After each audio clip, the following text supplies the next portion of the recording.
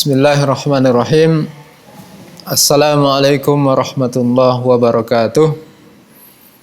Alhamdulillahirabbil alamin. Wassallallahu ala nabiyyina Muhammad wa ala alihi wa sahbihi ajma'in. Rabbi shrah li sadri wa yassir li amri wahlul 'uqdatam min lisani yafqahu qawli. Allahumma 'allimna ma yanfa'una wa anfa'na bima 'allamtana. Wazidna hudan wa tuqan wa salahan ya rabbal alamin. Alhamdulillah, Bapak Ibu pemirsa Salam TV sahabat keluarga muslim yang dimuliakan Allah Subhanahu wa taala. Kita bersyukur kepada Allah Subhanahu wa taala atas karunia-Nya kita bisa melanjutkan kajian kita, kajian fikih dan kajian kitab Matan Abi Syuja' rahimahullahu ta'ala. Matan Abi Syuja' ini adalah sebuah kitab mazhab Imam Syafi'i rahimahullahu ta'ala. Tapi nanti dalam penjelasannya kita tidak berpatokan,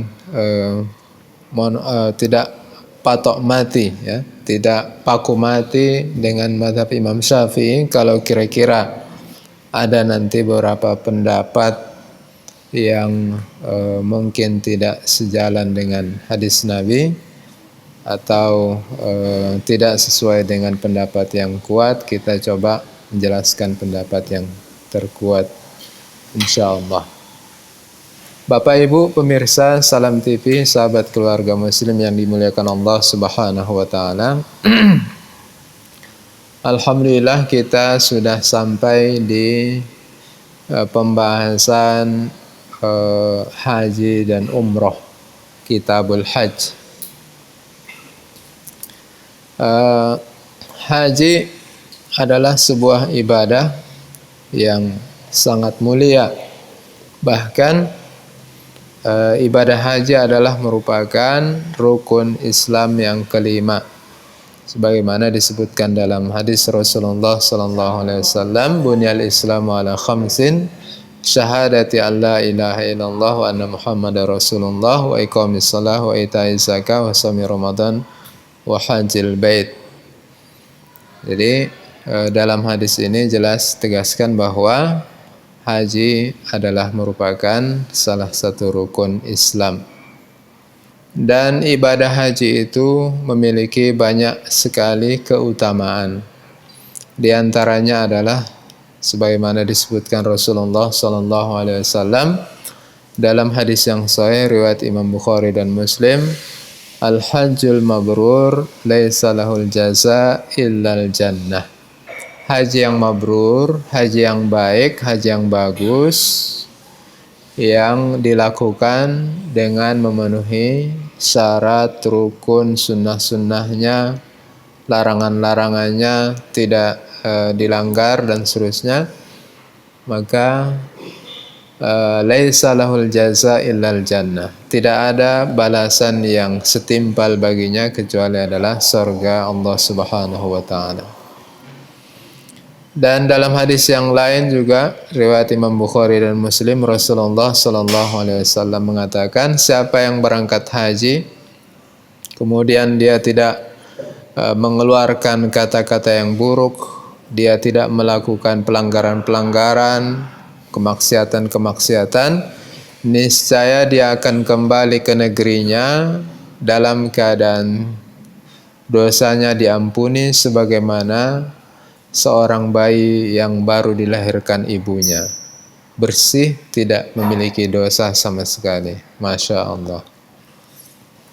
Kaum muslimin yang dimuliakan Allah Subhanahu wa taala, tentu kita sangat senang dan sangat bersyukur kepada Allah Subhanahu wa taala ketika Allah memberikan kesempatan kepada kita untuk berangkat menunaikan ibadah haji maupun ibadah umroh. Berangkat ke tanah suci, kita beribadah, mengikhlaskan niat kita, mengharapkan ridha Allah Subhanahu wa taala, mengharapkan pahala dari Allah Subhanahu wa taala. Tentu kita sangat senang sekali Apalagi dalam ibadah haji ini memiliki banyak sekali hikmah sebagaimana disebutkan oleh para ulama. Di antaranya adalah dalam ibadah haji itu kita melihat bagaimana umat Islam itu disatukan dalam satu tempat, disatukan dengan satu ibadah, disatukan dengan tata cara ibadah, tata cara berpakaian, semuanya serba putih, ya. Semuanya tidak, terutama kaum laki-laki tidak memakai tutup kepala dan seterusnya pada saat ihram, ya. Mereka semuanya dikumpulkan dengan kondisi yang sama. Tidak ada yang membedakan mereka. Tidak ada lagi nampak mana yang pejabat, mana orang biasa, ya, mana yang penguasa, mana yang rakyat jelata. Semuanya nampak sama. Ini adalah merupakan satu pelajaran bagi kita bahwa kita semuanya adalah sebenarnya sama di hadapan Allah Subhanahu wa taala. Yang membedakan adalah hati kita, ketakwaan kita kepada Allah Subhanahu wa taala. Inna akramakum indallahi atqakum. Ya. Bahwa sungguhnya yang paling mulia dari kalian itu adalah yang paling bertakwa. Itulah yang paling dimuliakan Allah Subhanahu wa taala. Kemudian dalam ibadah haji itu juga ada hikmah lain, diantaranya adalah bahwa kita melihat dan merasakan bahwa ibadah haji itu melatih kita untuk bertawadhu, merendahkan diri kita, ya. Dan ibadah haji itu juga melatih kita untuk bersabar, ya. Menahan diri, tidak gampang marah, menahan diri kita tidak mengucapkan kata-kata yang tidak senonoh, kata-kata yang tidak bagus, umpatan, fitnah, ghibah, namimah, hoax, perkataan dusta dan seterusnya. Ini adalah merupakan latihan bagi kita. Sehingga kalau itu betul-betul kita terapkan saat ibadah haji itu, ketika kita kembali, kita juga insya Allah terbiasa melaksanakan hal-hal yang ma'ruf dan meninggalkan hal-hal yang buruk. Dan hikmah pelaksanaan ibadah haji dan umroh juga mengingatkan kita akan perjuangan para nabi dan rasul, ya. Karena kita akan sampai di kota suci Mekah, kota kelahiran Nabi kita Nabi Muhammad sallallahu alaihi wasallam, kota perjuangan Rasulullah sallallahu alaihi wasallam. Bagaimana kaum muslimin di masa Rasulullah disiksa, dihina, Rasulullah diganggu, ya, dan seterusnya. Ketika kita sampai di kota Madinah, kita juga mengingat perjuangan Rasulullah dan para sahabat. Kita bisa ziarah ke kubur Nabi kita Nabi Muhammad sallallahu alaihi wasallam. Kita juga pada saat melempar jumrah mengingat perjuangan Nabi kita Nabi Ibrahim alaihissalam, bagaimana perjuangan beliau menegakkan tauhid, bagaimana perjuangan beliau, bagaimana sabarnya beliau ketika diperintahkan oleh Allah untuk menyembelih anaknya, ya, menyembelih anaknya Nabi Allah Ismail alaihissalam, ya. Beliau lama memiliki anak, lama sekali, sampai tua, sampai beruban. Tapi begitu punya anak, diperintahkan, diuji keimanannya, diperintahkan menyembelih anaknya.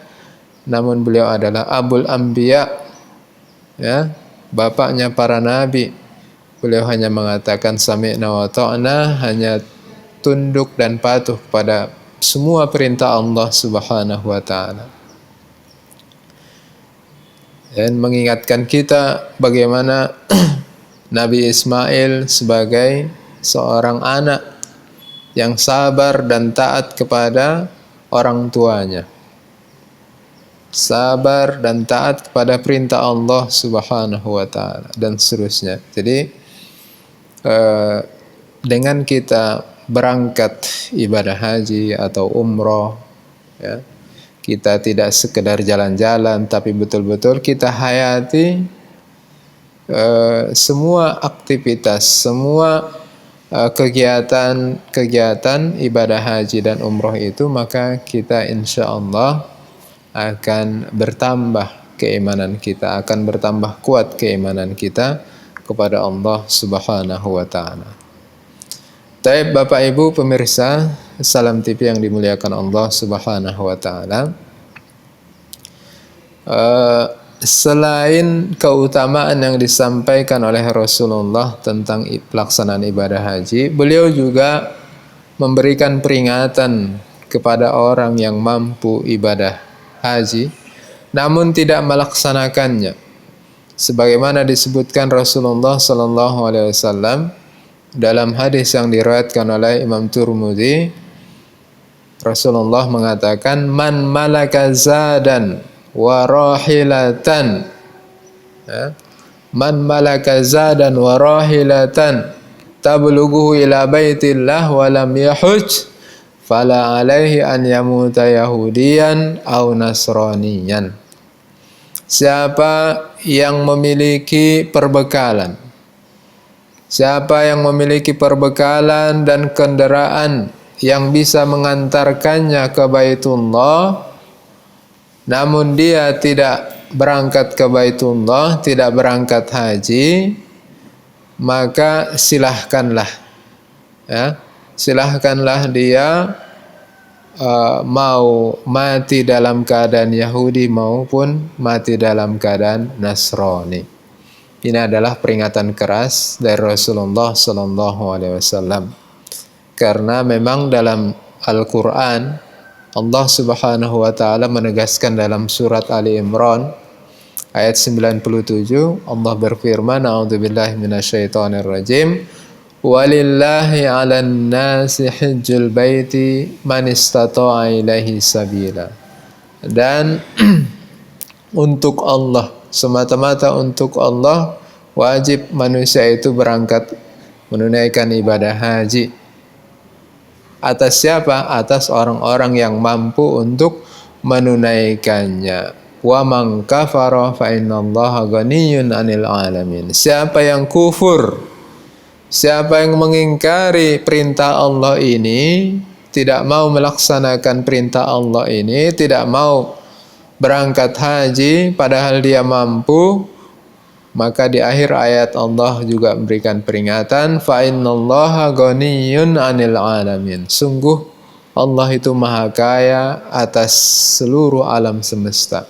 Allah tidak butuh makhluk, Allah tidak butuh pada kita, Allah tidak butuh kepada ibadah kita. Kitalah yang butuh kepada Allah Subhanahu wa taala. Kita yang serba fakir, Allah yang maha kaya. Karena itu hendaklah kita berusaha semaksimal mungkin untuk menunaikan segala perintah Allah Subhanahu wa taala. Karena itu adalah demi kemaslahatan kita, demi kebaikan kita dunia akhirat. Sementara kalau kita lalai, tidak mau mengindahkan apa yang Allah perintahkan, apa yang diperintahkan Rasulullah, sungguh yang akan kita dapati hanyalah kecelakaan dan kerugian, kesengsaraan dunia akhirat. Na'udzubillah. Mudah-mudahan Allah Subhanahu wa taala berikan kita rezeki, kesempatan untuk berangkat haji maupun umroh. Amin ya rabbal alamin. Pemirsa, insyaallah kita akan lanjutkan kajian ini sesudah pesan-pesan berikut ini.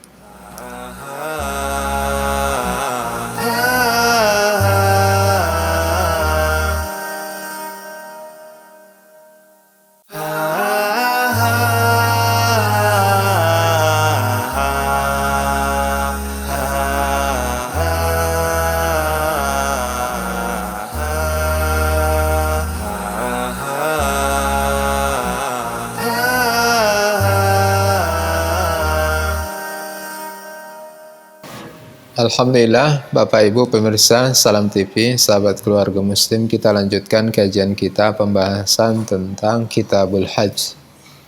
Tadi kita menyinggung tentang hukum ibadah haji ataupun asal syariat ibadah haji dan juga apa hikmah pelaksanaan ibadah haji. Jadi hukum pelaksanaan ibadah haji itu adalah wajib, bahkan itu adalah salah satu rukun dari rukun Islam yang 5. Sekarang kita masuk kepada pembahasan yang disampaikan oleh Syekh Abu Syuja rahimahullah dalam kitabnya.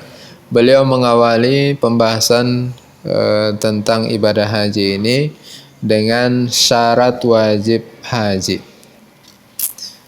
Beliau mengatakan wa syaraitu wujubil hajj sab'atun, dan syarat-syarat wajib ibadah haji itu ada 7. Ya.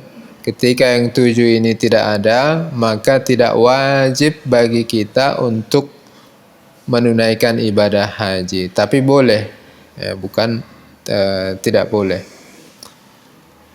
Yang pertama adalah Islam. Jadi orang yang tidak Islam tidak wajib dan tidak sah ibadahnya, ya, karena semua ibadah itu harus pertama sekali beriman kepada Allah Subhanahu wa taala. Tanpa beriman kepada Allah Subhanahu wa taala, maka tidak sah dan tidak diterima ibadahnya, walaupun ibadahnya itu sebesar gunung Uhud emas yang dia infakkan misalnya, tapi dia tidak beriman, tidak akan diterima. Yang kedua adalah balik, ya. Orang yang belum balik tidak wajib, tapi boleh, ya, tapi boleh dia melaksanakan ibadah haji. Kemudian berakal, ya. Orang yang tidak berakal, tidak waras, tidak wajib menunaikan ibadah haji. Kemudian merdeka, ya, al-hurriyah, orang yang tidak merdeka alias dia adalah seorang hamba sahaya atau seorang budak, maka tidak wajib dia menunaikan ibadah haji, tapi boleh dan sah. Kemudian syarat yang kelima, wajibnya kita melaksanakan ibadah haji adalah ketika kita wujuduz zat warrihlah, ketika kita memiliki perbekalan dan juga kendaraan.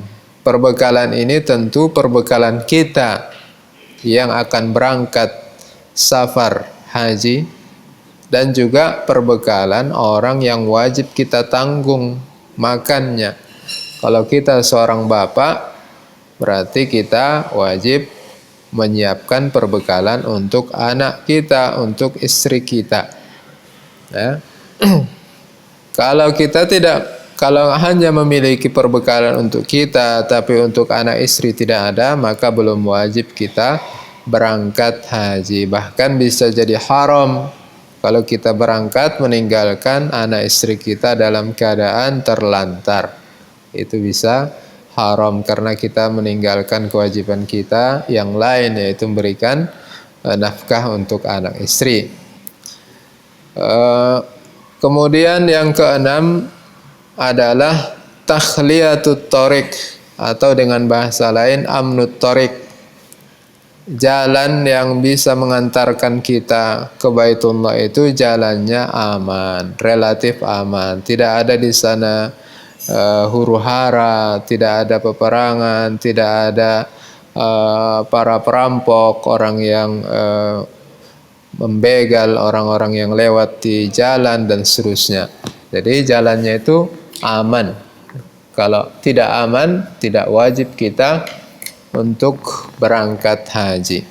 Kemudian syarat yang terakhir, syarat kita wajib adalah imkanus sair. Kita bisa untuk berangkat. Kita bisa untuk berangkat, ya, bisa untuk berangkat. Ada orang, ya, perbekalannya ada, ya, kendaraannya ada, tapi tidak bisa berangkat. Ya, mungkin dia hanya punya mobil tapi nggak ada untuk alat atau kapal yang bisa menyeberangkan mobil kita itu ke Malaysia misalnya, karena kita di Indonesia ya tentu kita harus menyeberang dulu ke Malaysia atau negara lain baru kita bisa jalan darat. Nah, misalnya kalau mau jalan darat hanya itu yang bisa ya. Baru kita bisa berangkat. Ketika tidak ada alat penyeberangan tentu berarti kita tidak wajib. Ini dia syarat yang 7. Kemudian saya membahas tentang rukun haji. Rukun haji kata beliau ada 4. Wa arkanul haji arba'atun. Rukun haji ada 4. Kalau rukun wudu ada 6. Rukun sholat ada yang mengatakan 13, ada 14, ada 18 dan seterusnya. Adapun rukun haji ada 4 kata beliau. Yang pertama adalah al-ihram ma'an niyah. Ya. Niat ihram. Niat ihram itu rukun yang pertama. Ya, berniat sebagaimana ibadah-ibadah yang lain harus juga diawali dengan niat. Dan niat itulah yang membedakan antara ibadah dengan bukan ibadah. Antara ibadah wajib dengan ibadah sunnah dan seterusnya. Innamal a'malu binniyat kata Rasulullah sallallahu alaihi wasallam, bahwa sungguhnya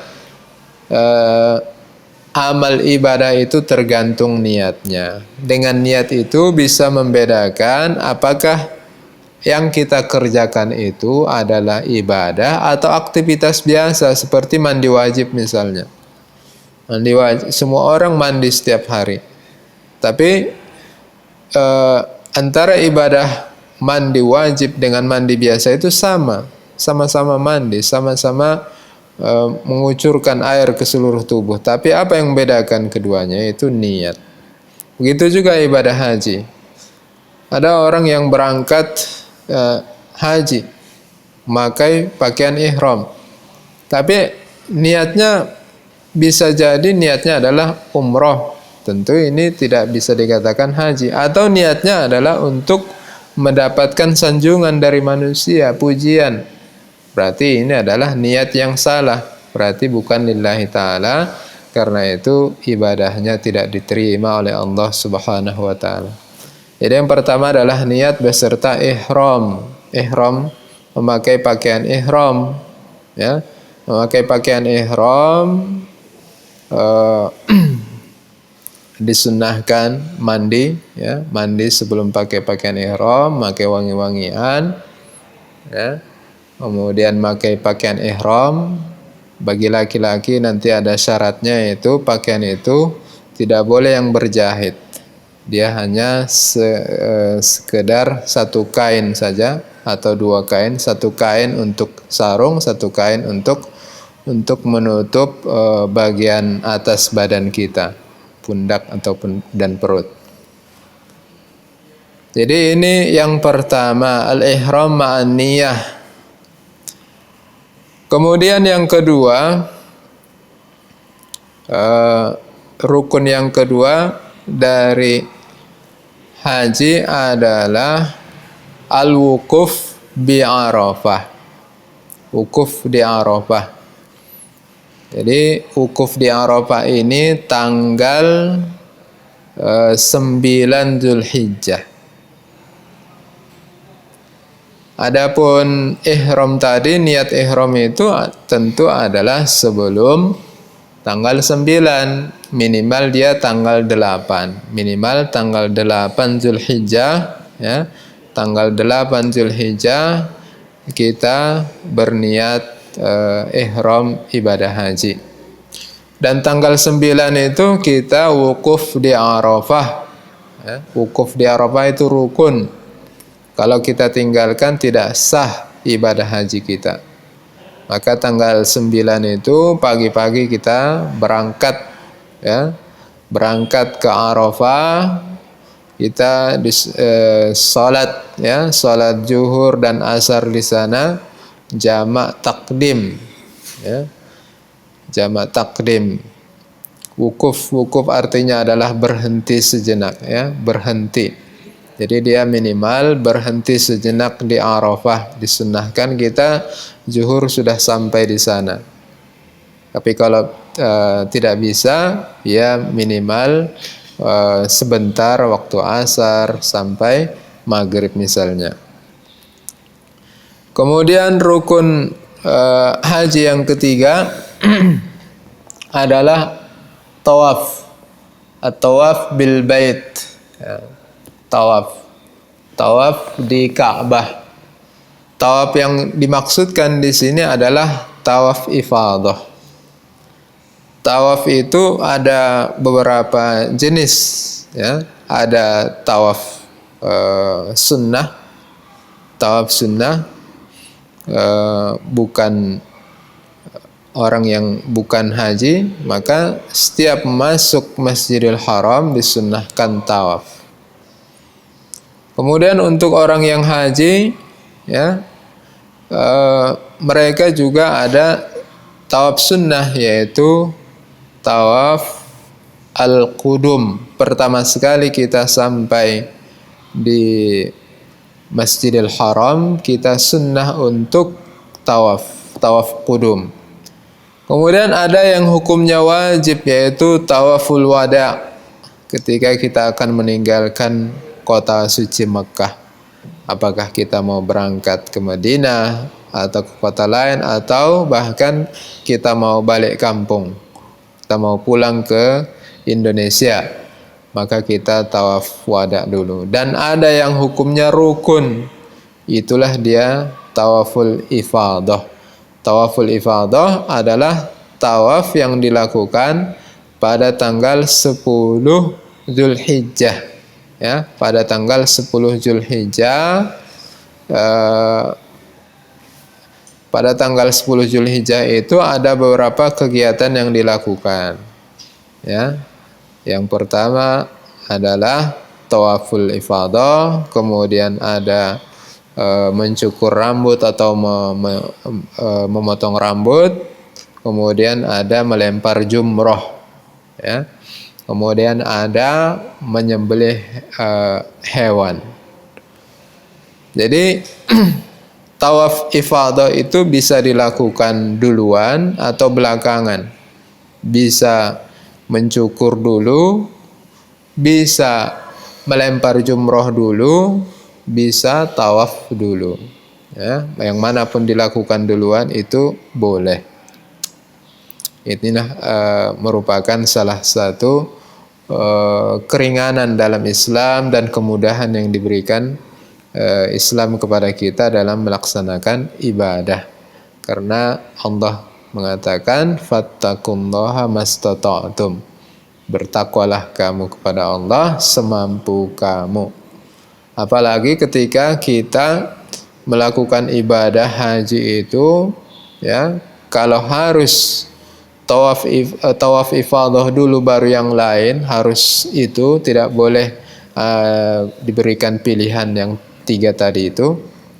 Tentu ini bisa menyulitkan jemaah haji, karena jutaan manusia dalam satu waktu melakukan tawaf, tentu ini bisa memberatkan dan bahkan bisa membahayakan. Begitu juga melempar jumroh, kalau harus satu waktu mereka semuanya harus itu duluan, misalnya diterapkan pagi, tentu ini bisa menyulitkan dan membahayakan. Baik Bapak Ibu, insya Allah akan kita lanjutkan pembahasan ini sesudah pesan-pesan berikut ini.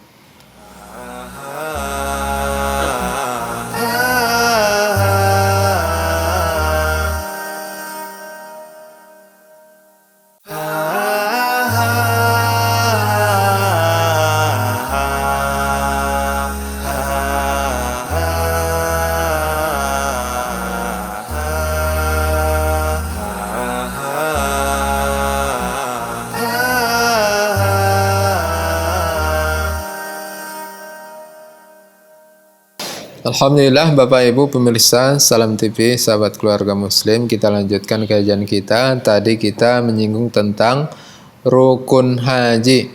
Syekh mengatakan bahwa rukun haji itu ada 4. Yang pertama adalah niat mal ihram, yang kedua adalah wukuf bi Arafah, yang ketiga adalah tawaf ifadah, kemudian yang keempat beliau mengatakan as-sa'yu bainas safa wal marwah. Sa'i, ya, sa'i antara Safa dan Marwah 7 kali. Ya. Jadi sesudah kita tawaf ifadah dekat Ka'bah, ya, dekat Ka'bah, masih di sekitar Masjidil Haram, ada tempat kita melakukan ibadah sa'i, ya, ibadah sa'i yang dilakukan 7 putaran, ya, mulai dari Safa dan Marwah. Ini mengingatkan kita kepada ibunda kita Siti Hajar, ya, alaihissalam, ketika beliau baru pertama sekali sampai di kota Mekah, ya, dan beliau ditinggalkan oleh suaminya Nabi Allah Ibrahim alaihissalam. Beliau ditinggalkan bersama putranya yang masih kecil, masih bayi, ya. Sehingga ketika beliau kehausan, putranya kehausan, yaitu Nabi Allah Ismail alaihissalam, maka beliau berlari-lari kecil mencari air, ya. Di saat itu belum ada penduduk di sana, belum ada perumahan, belum ada manusia yang tinggal di sana, belum ramai seperti sekarang. Ya, beliau ditinggalkan, ya, berdua di tengah gurun pasir, ya, dengan perbekalan yang terbatas. Kalau bukan keimanan, ya, kalau bukan karena keimanan beliau yang kuat, tentu beliau tidak akan sabar ditinggal sendirian di tempat yang tidak ada manusia saat itu. Ini mengingatkan kita dengan pengorbanan para nabi dan rasul, pengorbanan Nabi Allah Ibrahim, pengorbanan ibunda kita Siti Hajar dan Nabi Allah Ismail, sehingga diharapkan dengan pelajaran itu kita kembali ke negeri kita, ke Indonesia, maka kita mengambil pelajaran dari apa yang sudah kita jumpai di saat kita melaksanakan ibadah haji. Jadi ini dia rukun yang keempat dari ibadah haji, yaitu sa'i antara Safa dan Marwah. Kemudian Syekh membahas tentang rukun umroh. Beliau mengatakan wa arkanul umroh arba'atun. Rukun umroh itu ada 4. Ya. Jadi sebelum ini kita cerita tentang haji, ini sekarang tentang umroh. Ya, apa beda haji dan umroh? Haji itu dilakukan sekali dalam 1 tahun. Umroh itu bisa dilakukan kapan saja. Ya, kapan saja. Haji itu waktunya tertentu, yaitu di bulan Dzulhijjah, ya, di bulan Dzulhijjah. Kalau mau panjang, ya, kalau kita mau panjang ibadah hajinya, bisa dilakukan dari Syawal, Dzulqa'dah dan Dzulhijjah. Misalnya kita haji tamattu atau haji qiran atau haji ifrad, bisa dari Syawal niatnya, ya, bisa dari Syawal niatnya.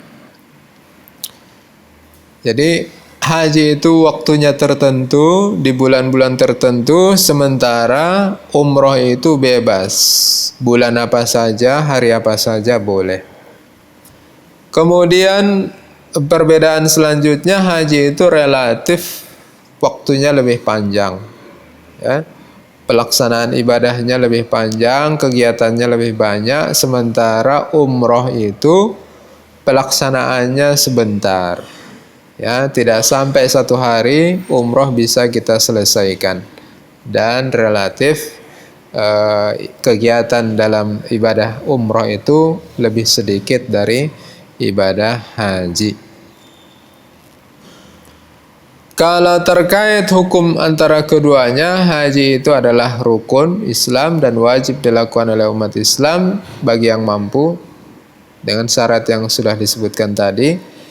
Adapun umroh, umroh ulama berbeda pendapat. Ada yang mengatakan itu adalah sunnah muakkadah dan ada yang mengatakan itu juga adalah wajib berdasarkan firman Allah Subhanahu wa taala, wa atimmul hajja wal umrata lillah, dan kalian tunaikanlah, kalian sempurnakanlah haji dan umrah untuk Allah, lillahi ta'ala. Jadi kalau kita mau mengambil pendapat yang selamat, tentunya pendapat yang mengatakan kita wajib umrah kalau kita mampu. Ya. Taib. Rukun umroh ada 4. Syekh mengatakan yang pertama adalah al-ihram. Ya. Ihram. Jadi rukun dari haji itu juga yang pertama ihram, niat mal ihram, begitu juga umroh. Ya. Jadi dalam ibadah haji itu ada namanya miqat, ya. Ada namanya miqat. Maka berniat itu, niat ihram itu adalah jangan melewati miqat. Jangan melewati miqat.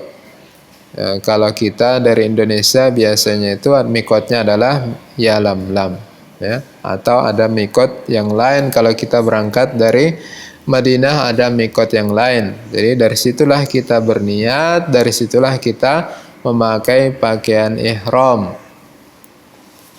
Kemudian yang kedua, rukun umroh itu adalah tawaf, ya, sebagaimana tawaf haji 7 kali, begitu juga tawaf umroh 7 kali, ya, 7 putaran maksudnya. Dimulai dari arah, ya, dimulai dari atau yang searah atau yang setentang, ya, setentang dengan Hajar Aswad.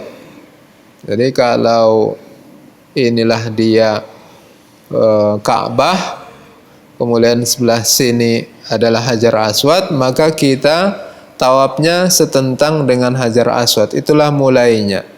Dari situlah dihitung 7 putaran. Jadi kita memutar mengelilingi Ka'bah berlawanan dengan arah jarum jam.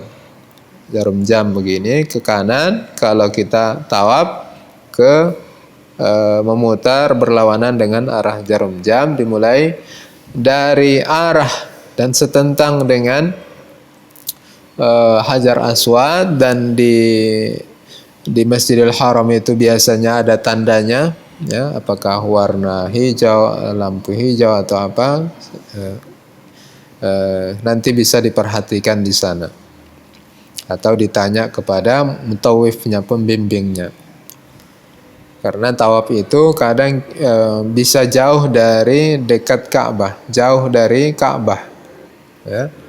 Sehingga kadang mungkin kita merasa apakah ini sudah pas tempatnya, posisinya, maka perlu dipastikan, ditanyakan kepada mutawif, pembimbing, apakah itu sudah sejajar dengan Hajar Aswad atau belum.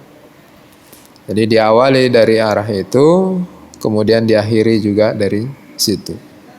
Kemudian yang ketiga, rukun umroh adalah sa'i. Ya. Rukun umroh adalah sa'i sebagaimana haji. Ya, sebagaimana haji, sa'i antara Safa dan Marwah, begitu juga umroh sa'i antara Safa dan Marwah. 7 putaran juga. Kemudian yang keempat, rukun umroh adalah mencukur, ya, mencukur ataupun memendekkan rambut. Ini tentu adalah bagi laki-laki, ya. Cukur maksudnya adalah botak, ya, cukur habis, dan itu yang terbaik, ya, mencukur habis bagi laki-laki, potong habis rambutnya, itu yang terbaik Kalaupun tidak cukur habis, dipendekkan boleh. Adapun kaum wanita tidak boleh cukur habis, ya, itu menyalahi fitrah dan kodrat mereka. Ya. Tapi mereka cukup dipotong sekitar seujung jari udah cukup. Ya. Taib, itu dia ada 4 rukun umroh. Sesudah itu saya membahas tentang apa saja yang diwajibkan saat melaksanakan ibadah haji.